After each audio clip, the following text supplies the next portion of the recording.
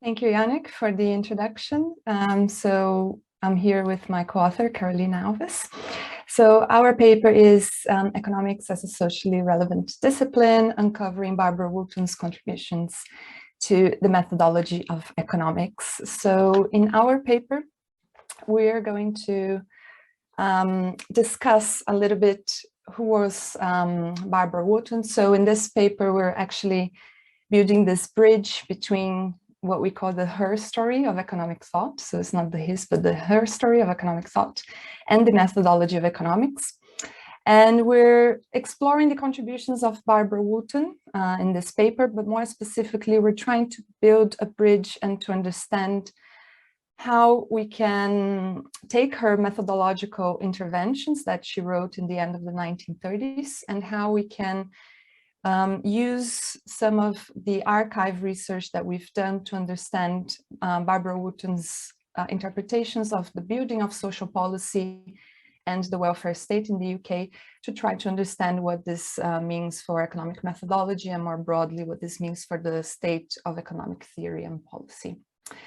So I'm going to quickly run through the running order of our presentation. So I'm going to quickly present who was Barbara Wootton, give a short introduction. Then we're going to move into discussing a little bit of her published works and also the archival research that we've done for this paper, using what Tom Stapleford calls really looking into the lens of practice. So we claim here that to understand her engagement in social policy in the UK, we can really build from her methodological interventions that she wrote in her book called Lament for Economics. So this is going to lead into the analysis of the paper, which is really to combine the published works of Barbara Wootton and her unpublished archival material to understand how she understood economics as a socially relevant discipline. So what we call this Wootonian system of thought. So how the ideas that she proposed and her critique to economic theory, how this would build into more into a set of policy prescriptions, or how she would see this in terms of economic practice. So some authors refer to Barbara Wootton, and I quote here Jacobs 2007, Barbara Wootton, an organizing female with a briefcase. So Barbara Wootton has a very interesting background, and I think it is not small to say that we can really call her one of the heterodox pioneers in Cambridge, perhaps not as well known as the other heterodox pioneers, but certainly she had a fierce critique of economic theory, a fierce critique to economic methodology and the state of economics. And as we're going to see throughout the presentation, Barbara Wootton, she was quite dissatisfied with the state of the discipline, and then at some point she really decided to leave economics and engage more in sociology and criminology. So Barbara, she has an economics background. She took the economics tripos in Cambridge. She was the first student to take a first class grade for her tripos. But at that time, female students, they were barred from getting the final degree. She's also known in sociology and criminology. She's a leading scholar in those areas. After she joined the House of Lords, she was one of the first 3 women to be awarded a life peerage by the House of Lords. And we will see that during that time that Barbara Wootton was in the House of Lords, she really engaged in social policy in various topics.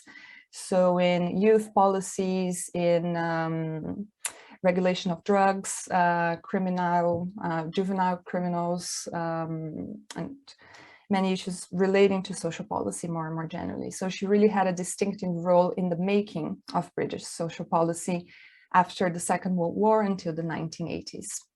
But she had important works in economic methodology, and really she emphasized this importance of connecting theory and policy and the importance of the economics for the people, which is what we're going to stress in our works.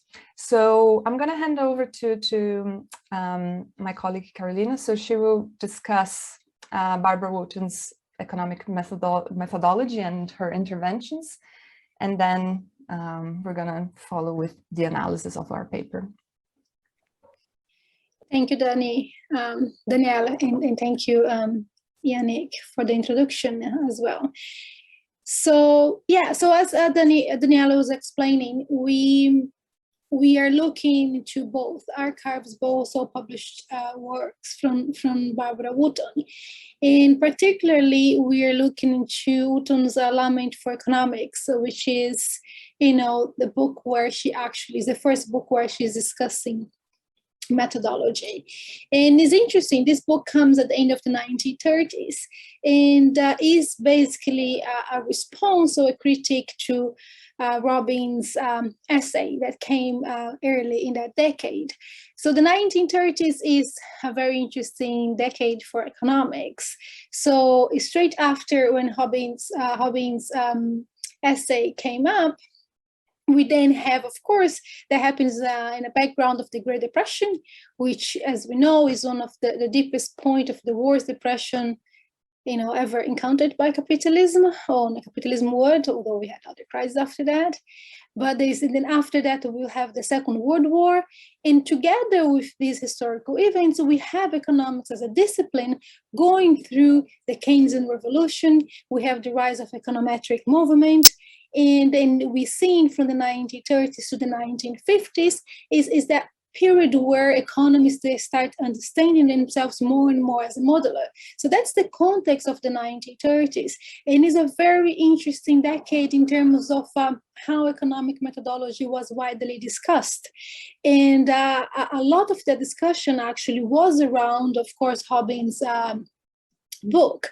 And there are three relevant points here that we see when you survey this debate. We see three aspects being discussed, among others, but the ones that are more prominent is the issue of economic theory versus empirical analysis, the issue of economic theory, how economic theory is to be conceived, and of course the role of ethics in economics.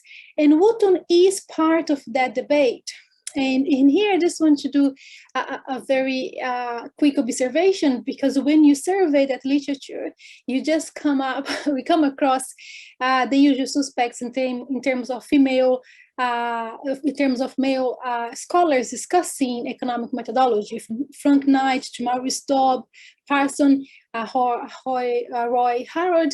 But it's not every single paper to actually look into Barbara Wootton's work, and she was there as well, criticizing all these hypothetical deductive methods that we see in economics, and of course, then Robin's definition of what economics is. So we see that as well as a very important work. Our paper is important work to bring a little bit of visibility for Barbara Wootton in economics, as Danielle has already mentioned. Thank you, Danielle. Next one, please. So very quickly, is a little bit a question of time that we can't talk about the entire book, but it's also because we are looking to this book in terms of building, to understand what we call, Wootton's system of thought, or Wottonian system of thought. And so we're reading the book, trying to understand how she's building her criticism towards economics. What are actually the core elements of that criticism? And we highlight two main criticism in that book. One is the nature of the market, and I will talk a little bit more about that. And the other one is this divorce between theory and observation. So it's interesting to start with the nature of the market. I think this point needs a little bit of a contextualization, which is actually very important for a discussion, which is to understand that she starts her discussion challenging that economics should be, to be useful, economics should be concerned with social betterment. She can't see another reason for us to have economics as a discipline. And it's interesting because she's aware that that kind of, seeing that that's the main concern of economics is actually something that can be taking as her own view or something that is related to a very particular system of values. But she's saying, well, maybe it is about my own values.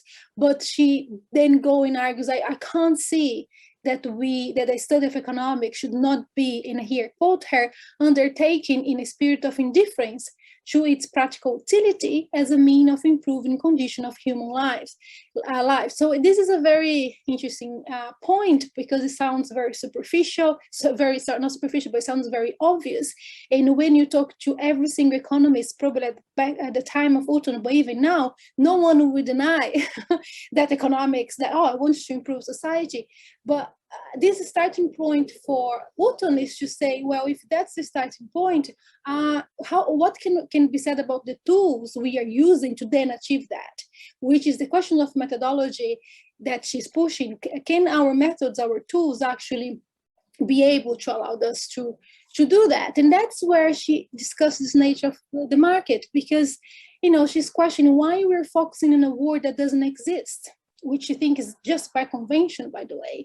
And then, why we have a discipline that keeps just looking into, its own logical kind of internal mechanisms. And, she doesn't understand, or she's questioning why economics is a theory just of the study of the market process in a very particular sense, that is this mutual interaction between demand and supply, the question of price. And in this market, we have the question of equilibrium. Competitive markets are, equilibrium and competitive markets are an essential, the central importance. So, this is her first critique in the book, the nature of the market, because she's saying that's not even possible to trying to understand society in that way. She's very clear that although we may want this market process to have a certain objectivity, which actually is comparable to all the regularities that we see in the natural world, she's saying we can't have that. Unfortunately, we can't have. And then what she sees is the economists trying to fit in this world of coherence, of objectivity. And when doing that, everything that deviate from that, what she say, like human volition, is actually then something that you have to study as a deviation of the case, whereas a deviation may be very well the rule. So she's really going through this, the nature of the market. She goes through aspects which is very particularly relates to Hobbes and the separation between means and ends. She can't understand how economics can be completely neutral toward ends. She's criticizing that as well. Because she thinks we have to understand the technical patterns of the technical conditions of production, for example, is very important for every single economist. So she goes through a lot regarding this nature of the market, which she sees as a convention. It's very interesting that Barbara Wootton, she's not criticizing the market, right? She's looking at the markets as from a historical perspective, saying that market that we created as economists is the market I'm criticizing. The market that we see historically developing, all the types of markets in different organizations, is something else. But she's criticizing the logic, how at the theoretical level we are trying to understand this market. And then from that, she said, basically what we're doing is we're creating huge obstacles to then go back to trying to then complete our analysis, our economic analysis. So the second point is what she called, how economics can be a science, if what we see in Robin's definition, but in economics more broadly, is actually a divorce between theory and observation. So of course she can see economic studies that are trying to kind of corroborate the theory or even economic phenomenon. She sees that in how some of this is kind of guided through a hypothesis that elaborate and so on. But she does think that for her, it seems that economics is actually neglecting one of the most basic characteristics of scientific work, which is the observation of phenomena. So she sees that as this divorce between theory and observation, which she also looking into that in a very detailed way. So she argued, of course, you have authors of statistical studies that are looking to that, but then you have the other side, which is very segregated, by the way, where we have this bunch of a priori deductive theorists doing economics. And then, for her, the result we have this market analysis that's based upon a very general view of principles that are actually organizing the human behaviors in the market. And then we keep just looking to that of how have deviations from that. And we don't really actually trying to build that in terms of a close observation of what is happening. So that is her point. And from here as well, there are interesting aspects. She highlights the question of normative versus positive economics, in that path towards being scientific. She actually is arguing that economics is actually very normative. The only difference that the norm we follow is the market norm. So it's a very interesting discussion, and I recommend everybody to read, because she kind of mocking economists a little bit, saying, well, we keep saying we're all neutral here, but economists' assessment or the judgment actually is looking to a form of a behavior that they use the word rational or commendable, but is a kind of behavior that indicates not all effort, then of course the goal, no other goal than the equilibrium, which is actually in turn applicable to economic theory that then is based on assumption of scarcity. So she said how that is not a normative judgment, she doesn't know. So it's a very interesting discussion that she comes with a term that's the economist norm, which is basically related to market or some kind of theory that's very pro-market. So it's a very interesting discussion. She does that as well. She does in that book regarding this. And finally here as well, regarding this divorce between theory and observation, that's another interesting point, which is related to this normative and positive aspect, is how, again, in that discussion, we are looking now into society at this individual level, right? So this economist norm excludes definition of social satisfaction that's not really associated with, this maximal personal satisfaction. So, but which is produced by demand and the supply equilibrium through the price in the market. So she's very concerned about that we don't have a framework, we don't have a room to look for collective decision makings in this framework, which is something that always a lot as well. So it's another very interesting discussion here. So basically for us, this combination of the nature of the market, or the head critic to this nature of the market we have in economics, and that divorce between theory and observation is for us what actually structure the Wootonian system of thought. Then you can go to the next slide. So this is just to really highlight, kind of help the audience to visualize this Wootonian, what we're calling Wootonian system of thought, which is a combination of these two fundamental aspects of her critique, which then, as we argue, structure her Wootonian system of thought, or what we call Wootonian system of thought. And it's interesting because the reason why, one thing we want to highlight here is that this Wootonian system of thought actually is related to or it has to do with how theory should be embedded within the economic practice. And here's our next slide as well, that we're trying to make that kind of argument in a more visual way. So we have this Wootonian system of thought that embeds theory within economic practice.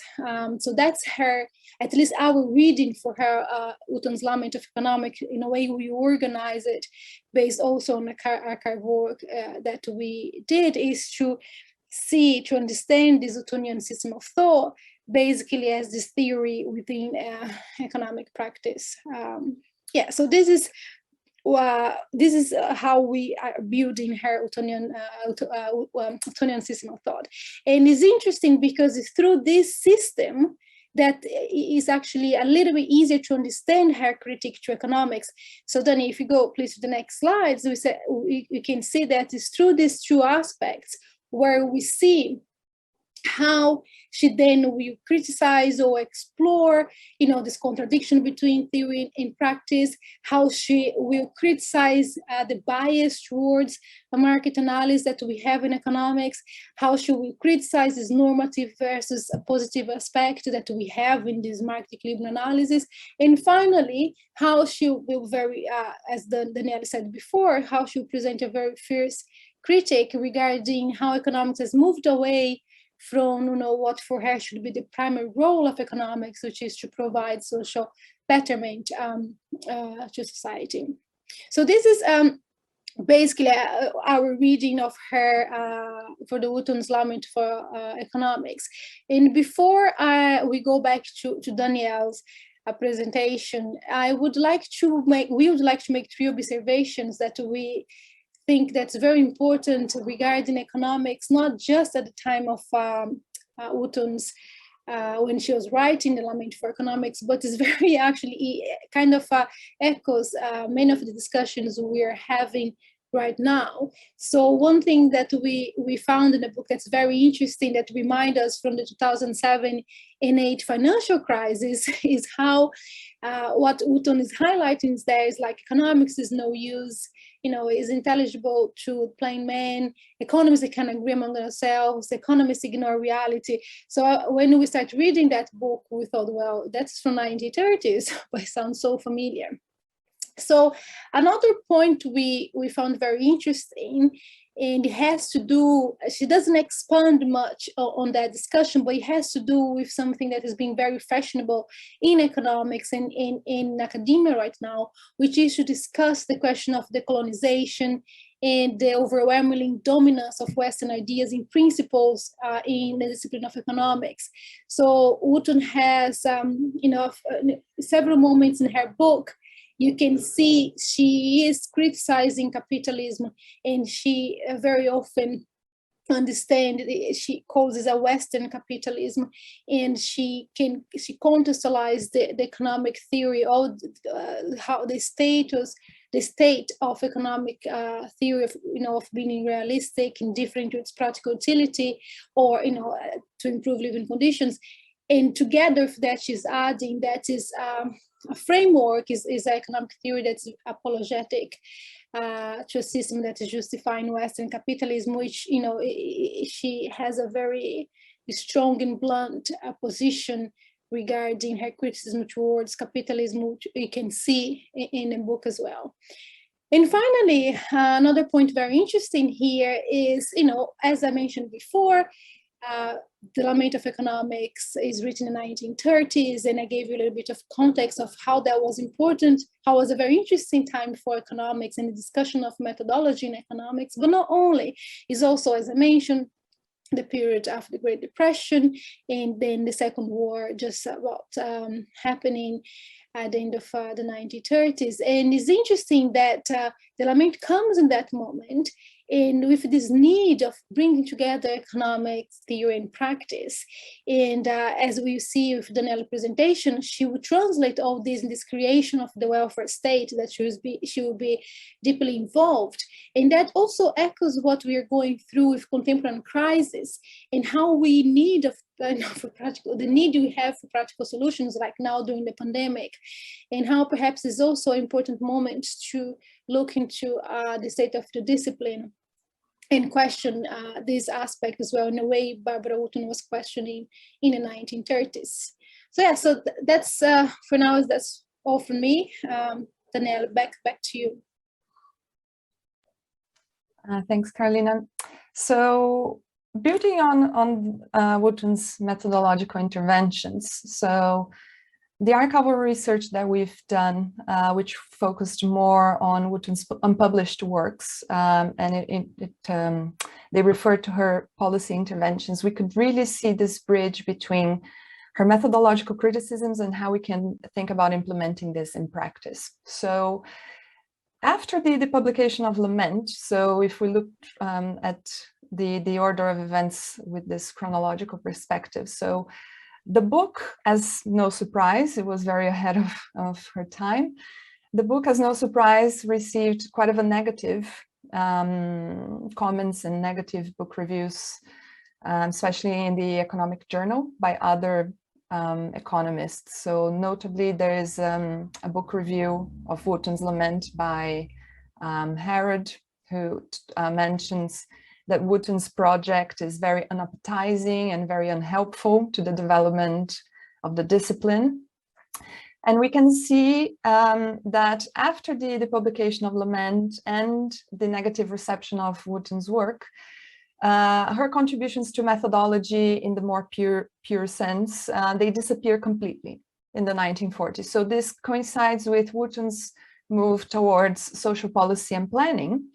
However, there is an important gap here, at least for historians of economics and historians of political economy in that sense, because Wootton's move to social policy is still to be discovered. And this is what our archival research tried to uncover. So how did she manage to implement some of her own ideas? So this Wootonian system of thought, how she managed to implement these ideas into the more practical aspects of social policy and policy prescriptions in the post-war. So we use the case of the British welfare state as the focus here.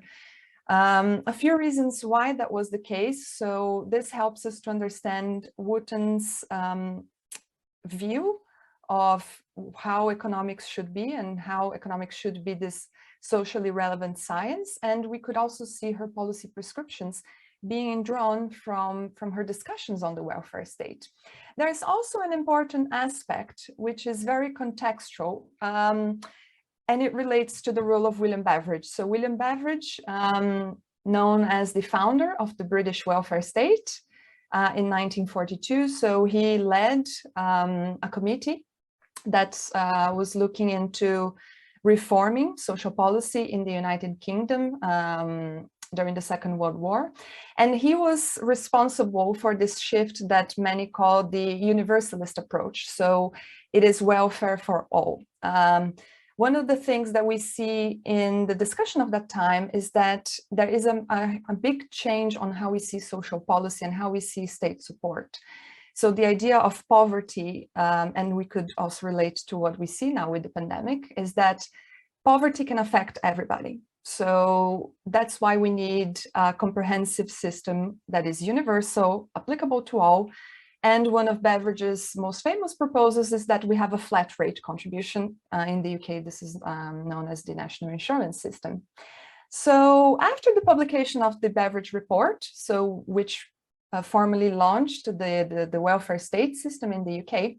So after the publication, William Beveridge, he also set up a small technical committee to look into the issue of full employment more specifically. So full employment emerged in the report as a very important element to understand the structure of social security. So for him to understand this importance of full employment, he gathered this small technical committee, which also included Barbara Wootton. So from among other important names for us here is Caldor, Kaletsky, John Robinson, Schumacher, and Wootton herself. And what we see from these interactions between Wootton and Beveridge is that we have something here that really helps us to understand Barbara Wootton's system of thought much better. So looking into both Beveridge's biographer and Wootton's biographer, they call them, they're very like-minded empiricists. They are concerned with concrete issues and they treat pure economic theorizing with suspicion. So this really helps us to understand how having this mindset and having these ideas for the for economics as a discipline and for economic theorizing can really help us to understand what happens with practice as well. So in the case of Wootton and how she would see this, so our archival research shows some interesting results here. So this idea of economics for social betterment really stands out. So she had this twofold view of the welfare state. So first, as a system that we want to ensure that it will actively provide minimum provisions and improve living standards of the population. So this is quite different from the views that were emerging for welfare economics and welfare theory at the time, which were very founded on the idea of trying to control market failures and impose the price mechanism on that. Wootton, on the contrary, she really emphasized this idea of the state as the active implementer of the minimum provisions. And she also saw this idea of the welfare state as an opportunity to ditch economic theory and policies that would go against the common good. So what this would mean in terms of her proposals, so how she would envision this in practice. I'm going to speed a little bit because I know we're running out of time. So some of her proposals for this, of how she would envision, would include the following. So first, that the system of welfare would ensure personal freedoms. So she really emphasized the small capital, the lower capital F freedom, not the capital freedom, which she very much criticized. She said that we needed active focuses in terms of providing the minimum living needs for nutrition, housing, education, and leisure. Also limiting the expansion of inequality. She also emphasized the element of social ends. So rather than what economists were focusing at the time and how this theory was becoming quite important in terms of welfare economics, that was really emphasizing the individual ends or trying to focus on the means of the analysis, she emphasized on the importance of social ends. And this really differs, and we can understand how she was so heavily criticized at the time because of that. Also, she made it clear that we need to have political willingness and clear political commitments. So this would need to be supported by economic ideas that would meet the proposed ends. And again, she would very much criticize Robbins's definition of economic analysis and the scope. So this idea that economics tries to be neutral and tries to be very much scientific is not working. We need to have this interaction as a united front between economics and politics. She could not see those being separate at all. And then last but not least, to go beyond the dualisms on capitalism versus socialism.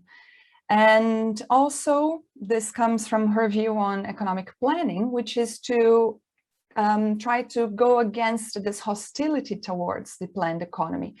Why? Because economics has this bias towards the market, and we need to leave this aside and think about how we can practically improve the living standards of the population. So I think we can jump to the conclusions because we are way ahead. So yeah, sorry for that. Perhaps I spoke too much, but very quickly, and you can then have more discussion, more time during the discussion. Yeah, we just want to highlight how Barbara Wootton's contribution in terms of methodology, also social policy, has been ignored by economists. So we want to highlight that, and how her take and contribution to the, the implementation and planning of the British welfare state in a post-war period is important. It sheds light on a lot of the struggles we are having right now. So it is another point to highlight here.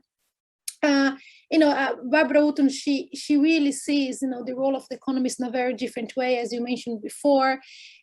Just gonna skip that part as well. And I think one thing that's very important here is how Wootton and Danielle was mentioning that, was her theoretical argument is closely linked to the idea of planning and intervention, especially when it comes to deal with poverty and inequality. So this is a very interesting aspect of her work, and very inspiring as well, especially given the moment we are. And yes, as Danielle has already mentioned, her role in the brain trust created by beverage was really to come up with a lot of what the British welfare state have right now in terms of welfare state. And despite not being acknowledged, she was one that was really pushing for that kind of provision, from medical care to unemployment insurance and so on, with great support from Keynes at the time as well, in terms of how to make that work, the affordability of all this. So yeah, I think that's that's all for us. Sorry for going a little bit, to take a little bit of extra time.